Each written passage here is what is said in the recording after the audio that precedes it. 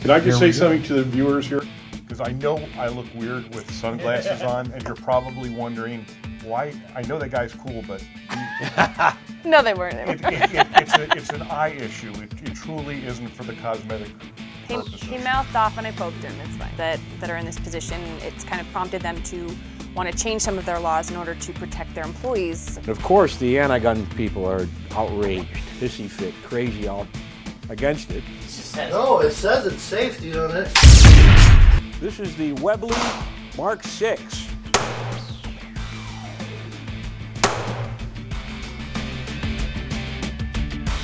Thanks for tuning in and welcome to Fire It Up. I'm your host for the show, Bob Irwin, coming to you from the gun store here in Las Vegas.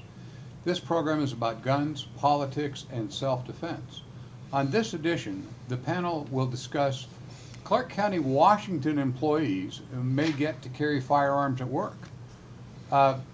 Resident shot and killed an escaping intruder, and at the end of the case, the judge ends up sending him to jail. That's going to be kind of interesting how that happened. And the Connecticut problems continue. Some residents have reacted with a simple, "I will not comply," which leaves a rather interesting problem for the state government. First, we're going to talk about this case in Clark County, Washington. It seems the county commission there is reacting to a murder in a Veterans Affairs office, which is in part of their complex. A disgruntled worker came in. We've heard these stories over and over. A disgruntled worker came in and shot her ex-boss.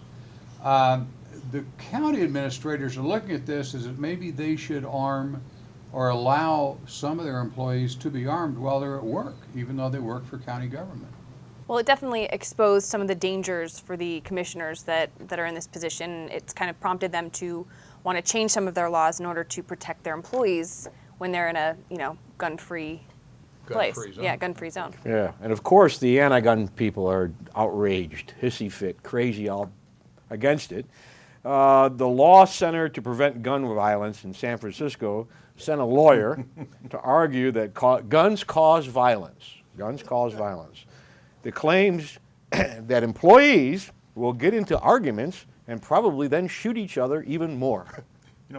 Really, I think I've worked in some environments where pretty much everybody has a gun, and in 30-some years, I don't think I've ever even heard of that happening. I definitely work at the gun store where everybody has a gun, and I actually feel so safe. Well, and I'm around a lot of attorneys all the time, and we argue for a living, and the vast majority of the individuals I know carry, whether they want you to carry or not, might be a little different subject, but they feel the need to be armed to protect themselves. All of us that were police officers or in law enforcement or even the military, you've got a whole bunch of people walking around with firearms, and every little argument doesn't result in corpses falling to the ground. So this guns... In fact, I think it's more the opposite. That's true. I think that, maybe I'm going to back away from a situation because it may escalate into something a little bit more lethal. So, I think that the presence of the firearms kind of mellows things out a little bit.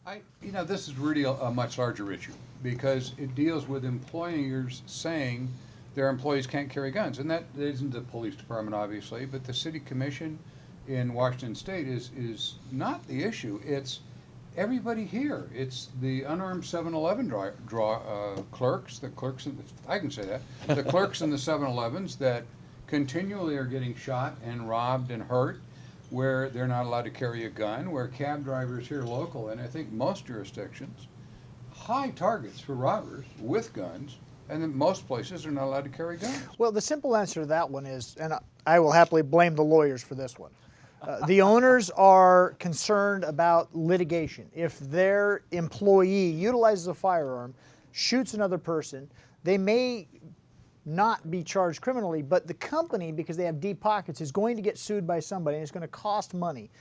I remember when I was working in the hotel industry in security, the general manager, the owner of the hotel, contacted the general manager and said, I was on property and I noticed that all of our security officers are armed.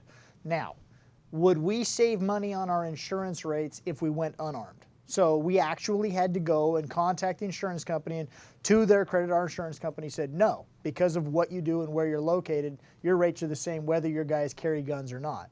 Fortunately, no one ever thought, what would our legal costs be if one of our guys gets into a shooting? But because they probably would have taken the firearms away from the security department at that point. The other end of that argument is if they're not armed, then they can get killed. And But I'm sorry if the casino might lose $1.50 in a lawsuit, but they're looking at employees' lives here. I wonder if there might be. They're looking at the money. they're looking at the money. They're not Sure. looking at their employees' Yeah. lives. In this particular case, if this murder victim had the ability to be armed and was told you can't, and then that caused her death, wouldn't there be litigation there? Apparently not. Not. Because with the office she's in was in the Veterans Affairs office, which shares this complex. So the county is going to let their employees carry that in the county offices, but the Veterans Affairs offices, federal, of course, yeah. they can't carry guns no matter what. We don't want our veterans or anyone who knows them being around guns. Obviously, that's a problem. It's one of those crazy dichotomies where they say you can't have firearms because firearms causes violence, but they work in a sometimes charged environment dealing with individuals who are fighting with the system. I think in this case there was actually kind of some long-term animosity between the former employee and the one who got shot. And ultimately that comes down to a question of physical plant security. I obviously agree these individuals should be allowed, if they've got a CCW and they're trained to use it, they should be allowed to carry that firearm to defend themselves. But from a purely litigation standpoint, it's a whole lot less expensive to deal with the potential of a lawsuit from one of your employees against you as a company for not providing security than it is to deal with the cost of a wrongful death lawsuit when one of your employees uses their firearm in self-defense. And so, and I agree with Emily on this one, they're not looking at their employees as flesh and blood. They're a fungible asset. It's a number on a page, and they don't care if they get dead, so long as their bottom line doesn't get impacted. And I've talked to too many business people who that's their issue with guns. It'll cost me money. They're not worried about the safety. We're having exactly the opposite argument now with schools, right? Where these places, no guns in schools, because somehow they believe the gun in the school will cause children to be shot. And that is absolute hokum, of course. It's the fact there is nobody armed there that draws in the psycho killers, and it's the absence of guns in 7-Elevens that draws in the robbers, and the absence of gun with cab drivers that it draws in people that are going to try and rob the cab drivers or stab them. Or Let's just look at Fort Hood as an example. There you would expect there to be guns, and since this administration in Washington decreed that the military can't be trusted by being armed, look at the carnage that this madman caused because nobody could defend themselves. If I'm going to rob a 7-Eleven or an AM/PM, and either 7-Eleven carries guns and AM/PM doesn't, where am I going to go? Not for nothing, but at our store several years ago, we had a bunch of bad guys came in and cased us out, and all our guys were carrying guns. Then they went down to ASAP Pawn on Boulder Highway, and they went in there, and all those guys were carrying guns. Then they went to the Pawn and Gun Shop across the street, and all those guys were carrying guns. And then they went to Pawn Plus further down Boulder Highway, and all those guys were carrying guns. And they went to Super Pawn. Super Pawn employees are not allowed to carry firearms. What happened? They robbed Super Pawn, they took hostages. It was a big thing, right? In fact, my wife got called for jury duty on that one. I couldn't believe it, right? Because you were involved. But the Metro Office, the detectives came back and said, yeah, they cased you guys out. They cased all of, and they just chose the easiest target. Right. And there's no question about that, but you still have the dichotomy, the problem of premises security professionals will often go into a company and tell them, just tell your staff to give them the register, it's insured. The statistical average is nobody's going to get hurt as long as they give up the... Now, we know that that's not always true. We've had people just do crazy things. They got the money, they got the whatever, and then they go ahead and shoot the person. And it's hollow concession for the people who get robbed, who can't defend themselves just because they lived through it, that it could have gone the wrong way. But the concept that the firearms themselves are the danger is the problem with this. because that is what a lot of businesses and a lot of entities rely on. You know, we've always heard it, right? You can't carry a firearm at a college because it will chill academic freedom. We won't have an open discussion because we're going to have an argument and somebody's going to get shot. That's just crazy talk. There are examples and examples we've talked about over and over on this show of what happened in colleges where they're unarmed, etc. That these guys target places because they're unarmed. It's not the armed employee that is the problem to the business owner. What's his problem going to be when somebody comes in and shoots 30 students? Yeah, or 30 of his employees. I believe the individuals that work there, because we're in America, should have a right to carry a gun if they wish. And if they don't, if they're not allowed to, they should, if possible, work someplace else. I think in this day and age, these people are just risking their lives for nothing. But can I just here we say go. something to the viewers here? Because I know I look weird with sunglasses on, and you're probably wondering why. I know that guy's cool, but No, they weren't. it's an eye issue. It truly isn't for the cosmetic purposes. He mouthed off and I poked him. It's fine. He'll get over it. He'll be fine next week. with that said, we'll be right back after these messages. Please don't go away.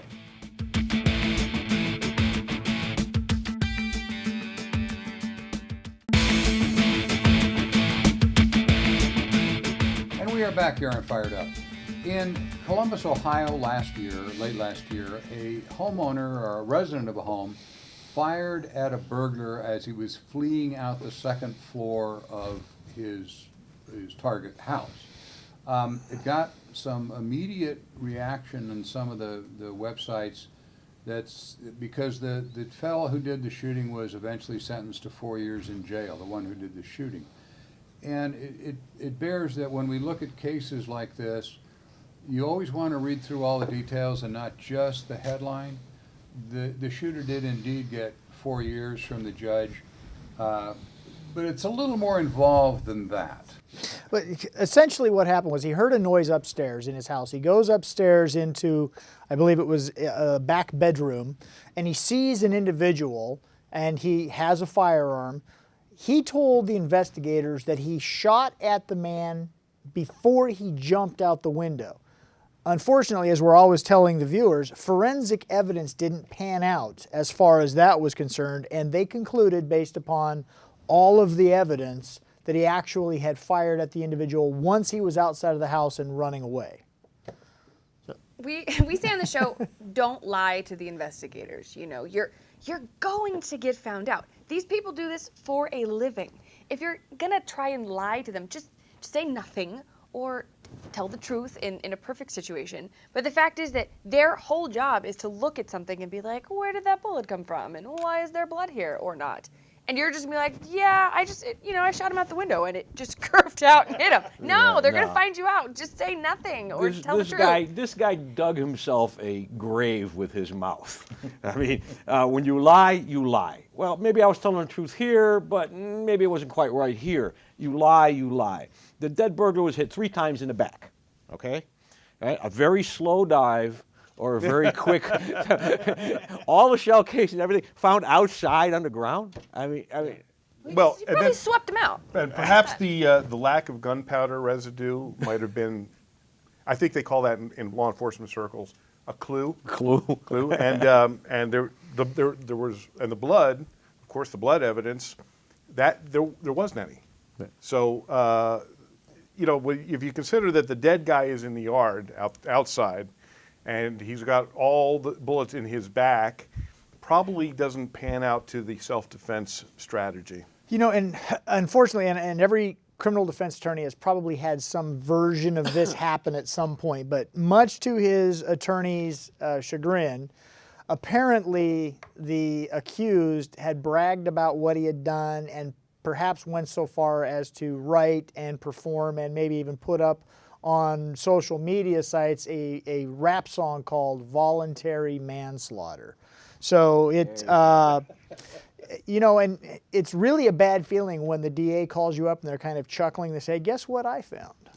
And what is it now? Is it jail calls? Oh no, it's better. It's him confessing on video. So to music, no less. So I'd love to attend that trial. That would be The fellow here How did they not think? thought he was firing in self-defense. The shell casings were all out the window on the ground outside. But then his mother enters the fray and comes to the officers later in the day and says, you didn't test because there has to be blood and residue from the gunpowder on the curtains where the guy dove out the window. So they went and checked, and sure enough, they found blood.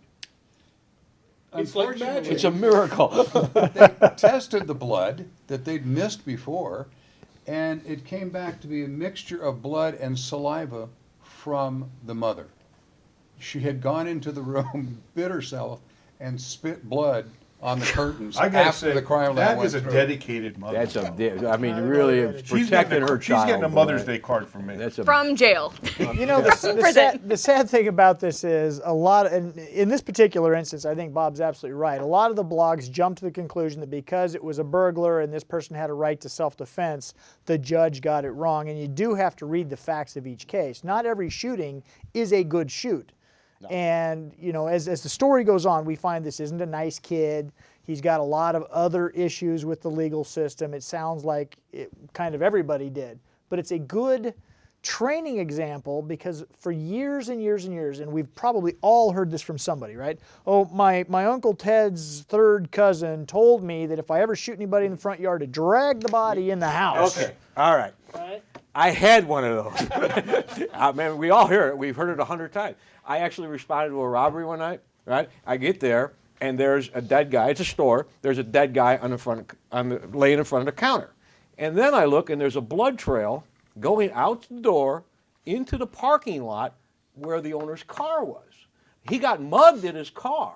It was okay. It was a justifiable shoot. But then he hooked the guy up and dragged him, threw it into the park, and dumps him in front of his counter. And I says, what happened? He goes, I shot him right here. I says, no, you didn't. It didn't take Sherlock Holmes to figure out that he shot him. But, you know, that was the old thing. I'd make sure you drag him across the threshold. I mean, you know, and I in class all the time, we always talk, I got to make sure I drag him across. No, don't do that. I took the CCW class from you, and I remember you saying, if they make it out with your TV and they're down the road, they own your TV Bye. now. You can't shoot somebody over property. You can't shoot them. Don't shoot them in the back because that just looks bad. But you can't shoot somebody, first and foremost, if they're already fleeing the scene and you're no longer in harm's way. Bye. Correct? Absolutely. Unless he's like firing at you as he's running. If he drops the TV and starts shooting at you, that's a different Sure. subject. But if he's gone, he's gone. You call the police. That's it. Guys like Randy come out. They send 20 or 30 of them because at least 2 of them have to run for donuts, right? No. Okay. So the long and the short Where'd that is come you from? call those guys out. They do the job. They find, well, I got to get them in while I have a chance, Randy.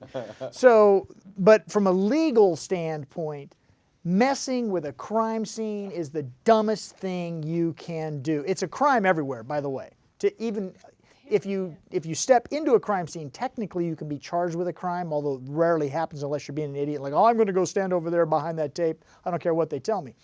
But to intentionally alter a crime scene is just as dumb as it gets. These people are highly trained, highly efficient. They know what their job is.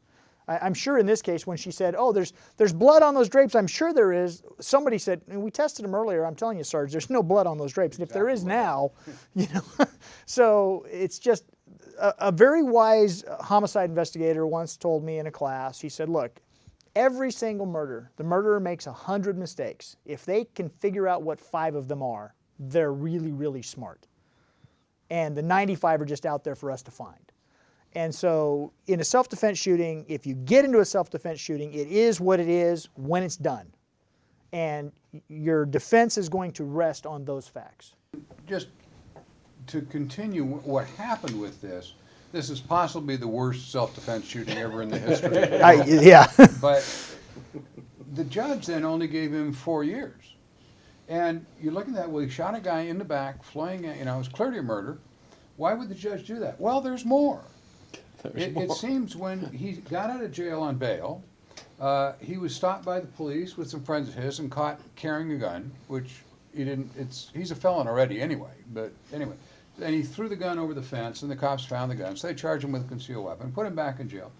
He got out on that. This is all before his trial on this murder, and while he's sitting on the side of the road with a friend of his in the friend's car. Another gentleman walked up through the window, shot our homeowner hero 6 times, and ran off. They haven't found him yet. It sounds like So urban renewal. Our shooter now, our accused murderer is now in the hospital for almost a year. He finally made it back to court. He's in a wheelchair for life. So apparently the Tragic judge stuff. thought with this murder manslaughter case, I think it was finally manslaughter. they Manslaughter is convicted what him. it convicted of. He only put him in for 4 years instead of 10 because he's in a wheelchair for the rest of his life. So that's why he got the short sentence. And Mom actually got 5 years Yeah, she's going to do more time than he for is. what she Yeah. did in covering it up. You know, I always say the cover-up is worse than the crime. Maybe So, they'll make them case- roommates. Yeah. Well, she can look out for him in She can take prison. care Yeah, of sure. Decorate the drapes. If there was ever an example of one shooting you want to look at to see what you shouldn't do, this shooting had absolutely all of them. We got a break for just a little bit of capitalism. We'll be back in just a few minutes. Don't go away.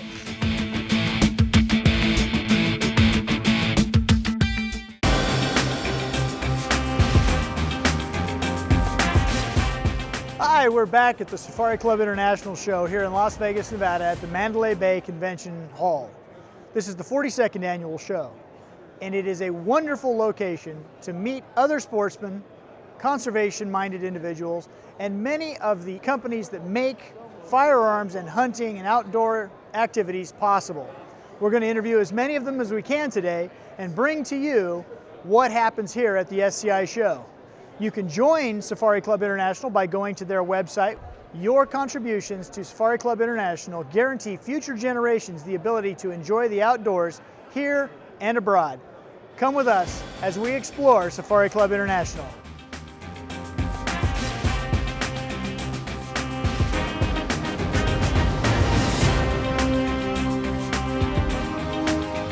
We're back here at the Safari Club International show, and I am with Guy Davies, the manager for Holland & Holland's American operations out of New York. Holland & Holland, as you probably know, makes some of the most exquisite rifles and shotguns known to man.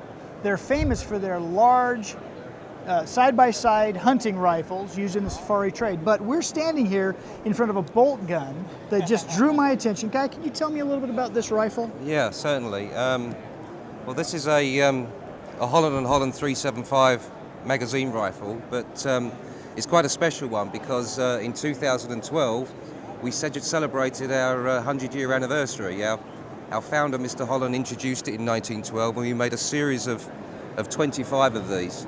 And they sold rather quickly. We should have probably made 50 or 100, but this one is actually from London, and it's in our museum, which is called the Brevis Room. So this one sits in London, and it's not for sale. And if it were for sale, what would something like this cost? Yeah, well, we actually did these in a series of 3 levels. There was a best quality level that started at about $40,000. Then there was a deluxe version, which was about $55,000-$60,000. This being the exhibition, around about $70,000. And rifles like this takes about a year to make. It is a very beautiful firearm, wonderful craftsmanship. Clearly the kind of thing that would be an heirloom for any family. Yeah. Pass it down, and as you said, it's in a museum. It's a museum Well, quality it's in our museum piece. in London. We Right. have an area in London which have all examples of the guns and rifles we made over the years. Now, if somebody wanted to have a 375 made for a safari or just for their personal collection, and they wanted many of these, I see this has a rib and a forward sling mount and probably what is higher grade wood. Could they select these items and have your gunsmiths build them a gun? They can, yeah. This in fact has got all the bells and whistles. But yeah, we've actually had clients that have heard about this, and as I said, they was all sold, and we've replicated a couple.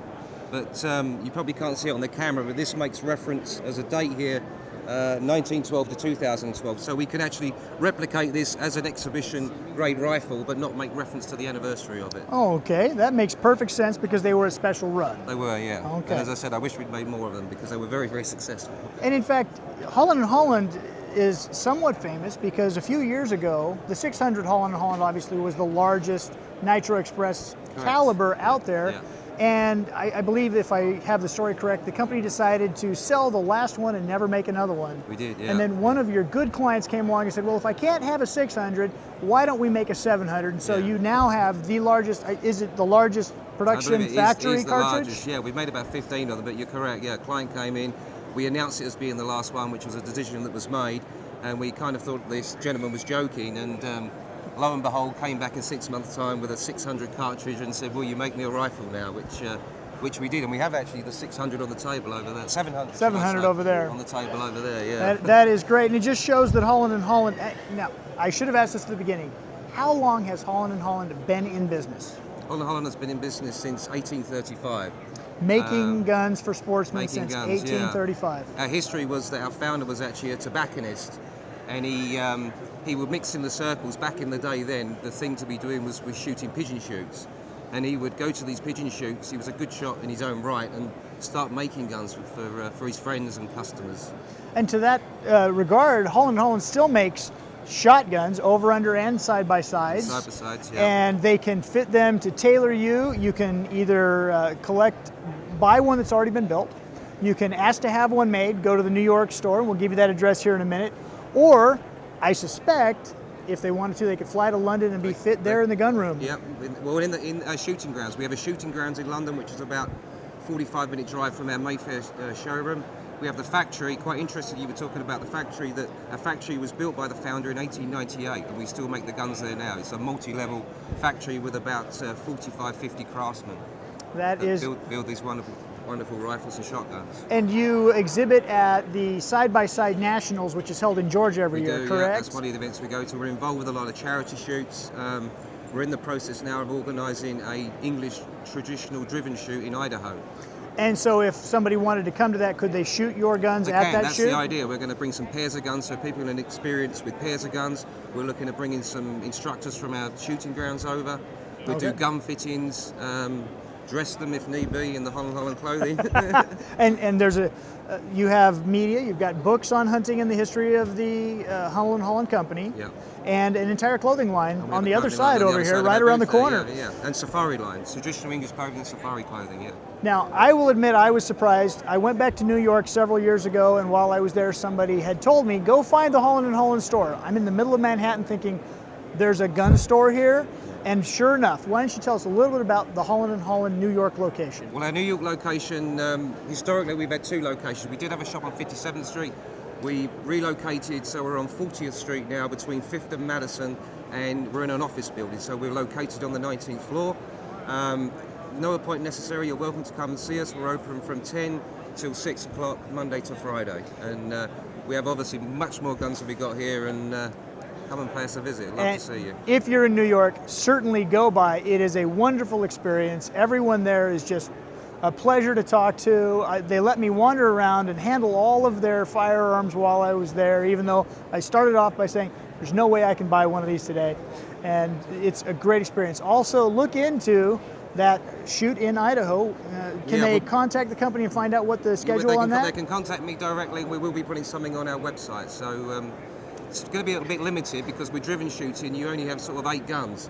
And we're also encouraging ladies to come. Bring your partners. It's going to be a social kind of scene as well. And what is the website? www.hollandandholland.com. When you get to the website, you have the choice of going to New York, London, or Moscow. And obviously, New York will be where you'll find this event. Guy, thank you so much for taking the time to talk to us. It has been a pleasure. Thank you.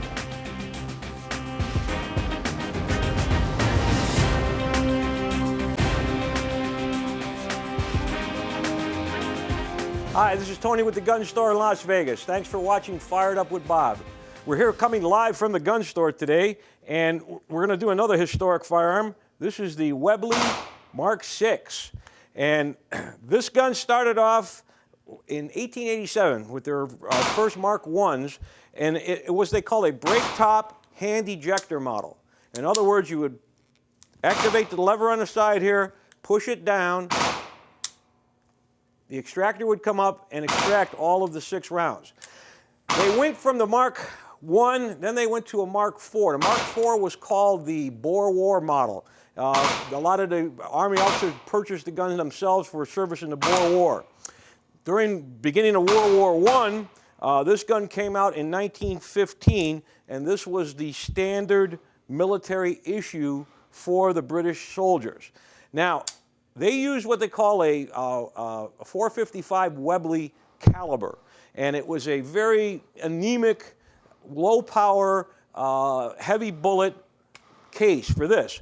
And it was very, very popular all the way up through World War I, and then they actually, during World War II, the British stepped down from the 45 caliber to the 38 caliber. We just did the opposite. We got rid of our 38s and went up to the 45, of course, 1911 on up. So they felt that the smaller caliber with increased accuracy would be just as good as the large man-stopping caliber. This gun was in service for many, many years afterwards. It was used, of course, during World War I, and it was used as a supplemental gun during World War II when they went to the smaller 38 caliber. However, it has been used all over the world in a lot of the British colonies also. After the war, a lot of them were sold overseas and to us, and a lot of them were converted. And this one is converted to 45 ACP, which is our standard 1911 45 caliber round. And with the moon clips, you can just insert it in there and they'll fall in. Now, a lot of people don't realize this, and we want to do a word of caution. Right on the side of the gun here, it says 6 tons. Now, that is what they proof these for. Now, 6 tons translates down to about 13,200 pounds per square inch. All right? A 45, standard military ball 45, proofs out or tests out at about 19,000 pounds per square inch. So we were warning people, do not use a full metal jacket 45 factory round in a converted Webley. These guns, the steel is not made for that. What they recommend is either a lead bullet. Now this is a plated lead bullet, and it's quite soft. And these are my reloads, which are way, way underpowered. These are very target loads. But what they did to convert them, they had to change the face of the cylinder. They had to open that up to fit the larger rim of the 45 ACP. But there's a lot of them out there in 45, and there's been several instances where the guns have actually blown up because of using plus P ammunition per se in them. This gun's 1915, was made in 1915. It's not made for that. But they're a very popular gun, typical British gun, extremely ugly. I mean, there's nothing pretty about that gun. That is ugly. And of course, they put all of their proof marks on it. It's Mark 6, the patent date, and of course the 455 Webley caliber is stamped on it, and where it says 6 tons for the proofing. So it's quite a reliable workhorse. It's ugly, but it was very, very well suited for World War I trench warfare. It was very good in dirt, and it's still a mainstay standard of a typical British revolver all the way up till today. Okay, we're going to load this up and see how we do. Very, very simple. Just drop the cartridges in, close it down, and I'm going to shoot a couple double action, and we'll see how it shoots.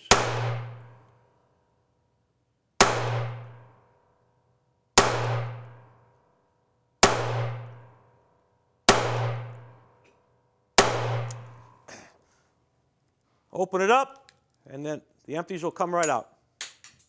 So it's very, very convenient on the ejection like that. The gun is extremely accurate. I was really surprised how well this gun does shoot. But as you can see there's nothing wrong with that. And with the light loads, it's quite pleasant to shoot. So if you have one of these, just be careful about the ammunition that you use. And but with low power target ammunition, you can enjoy it from 1915 all the way up until today.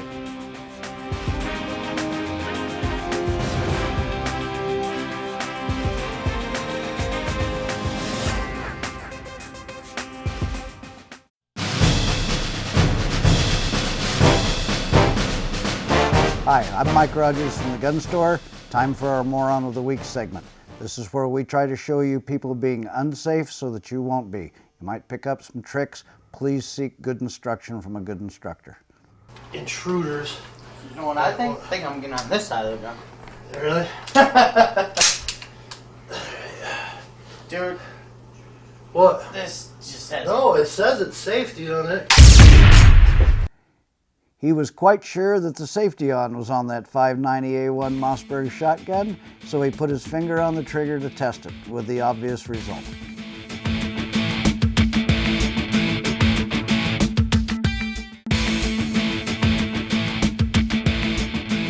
If you're a firearms owner, it's always a good idea to keep good records of the firearms you own and the firearms you have sold. The reason to keep the records of the firearms you own is obviously if the firearms are destroyed in a fire or other natural disaster or stolen, you can tell the proper authorities what the firearm numbers were, what type of firearms they were, and give them hopefully pictures that you've kept together with the serial numbers. Now, I have the serial numbers of a couple of firearms memorized because as a peace officer I carried them every day. But most of the firearms that I personally own, I keep the information in a bound book as well as in electronic format on a computer in separate locations. That way, if, for example, a fire damages my bound records in my library, I have a record of those firearms somewhere else. It's especially helpful if you're ever contacted by law enforcement at a later date and they say, we found your firearm, or this firearm was used in a crime, and it comes back registered to you or you purchased it, for you to be able to indicate and show them a record indicating that you had sold it or otherwise disposed of it in some fashion prior to the date they're talking to you. Good record keeping doesn't take that long, and it will save you a lot of concern if you ever have to file an insurance claim or a police report related to your firearms.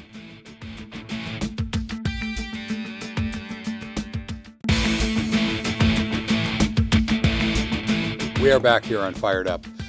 One of the things we seem to be right now continually discussing is what do we do about Connecticut? For those of you who have not followed it, the entire firearms industry is waiting kind of for the shoe to drop here. This has to do with a state law they passed effective January 1. You had to either register or turn in your what they call assault weapons and turn in or register any military type magazines. That is any magazine that holds more than 10 shots. We're covering this again because this same law is in the hopper in a few other states now. Most of those are just turn them in laws that are coming in other states, but this is becoming to be a serious problem when the state reacts and finally decides, now that all these people are in non-compliance, what is the state going to do?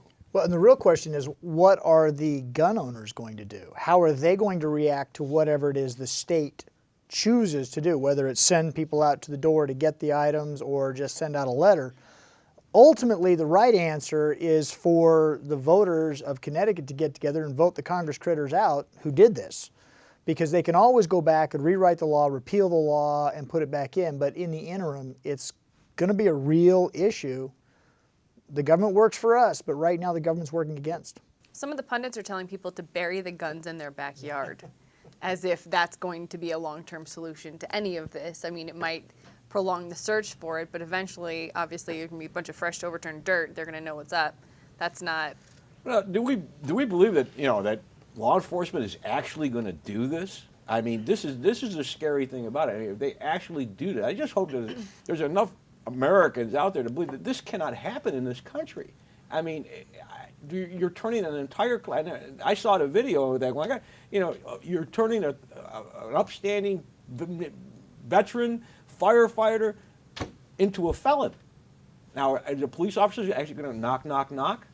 This is really a real tough moral question. How will the cops react? Because policemen do what they do because of a sense of justice.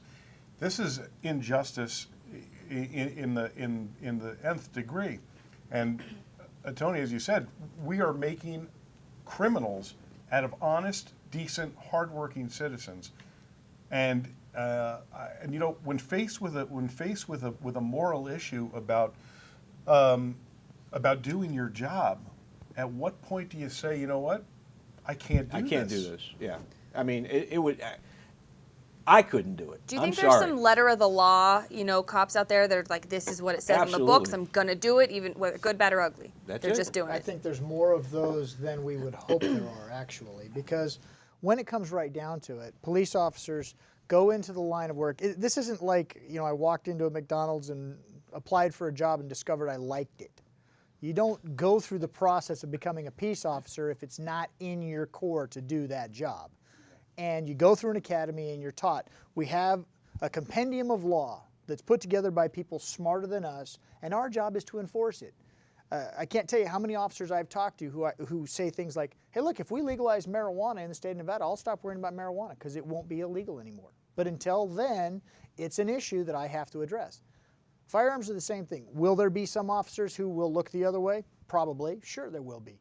Will there be enough of them for it to not turn into a door-to-door confiscation? I'd like to remind you of the pictures and the videos we saw after the Boston Marathon bombing. And entire neighborhoods shut down and blanketed, and the civil liberties for about an 8-block square area just